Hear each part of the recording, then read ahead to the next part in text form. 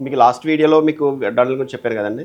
ఆ వడ్డాణాలకి ఇంకా కొంచెం అడ్వాన్స్డ్ మోడల్ అనమాట. అడ్వాన్స్డ్ మోడల్ అంటే కొంచెం 3D వర్క్‌లో వచ్చి, అది కాకుండా పైన మీకు ఈ చూడండి ఈ వర్క్ చూడండి ఒకసారి. అన్నీ డిఫరెంట్ డిఫరెంట్‌గా కొత్తగా చేసామనమాట ఇదంతా. అంటే కొంచెం ప్రయోగమనే చెప్పాలి. ఈ హరిణీలు ఇవన్నీ కూడా వచ్చి గో అంటే కామధేను, కల్పవృక్షు ఎలా అంటారో అలాగా అన్నీ కూడా ఇందులో ఇమిడీకృతం అయ్యేలాగా రెగ్యులర్‌గా లక్ష్మి, అష్టలక్ష్మి అలా కాకుండా ఇప్పుడు కృష్ణ బృందావనం అనమాట. బృందావనంలో కృష్ణుడు ఎలా ఉంటాడో అలాగా కొన్న చెట్టు కింద రాధతో పాటు ఉంటారు కదా! అలా ఆ విధంగా డిజైన్ చేయడం జరిగింది. ఇవన్నీ కూడా మీకు గ్రీన్ కలర్ కనిపెట్టేదంతా కూడా మీకు బీడ్స్‌తోని మీకు డిజైన్ చేయడం జరిగిందండి. అలాగా మీకు ఇలా డిఫరెంట్ డిఫరెంట్‌గా కొంచెం ప్యాటర్న్ కొంచెం మార్చామనమాట.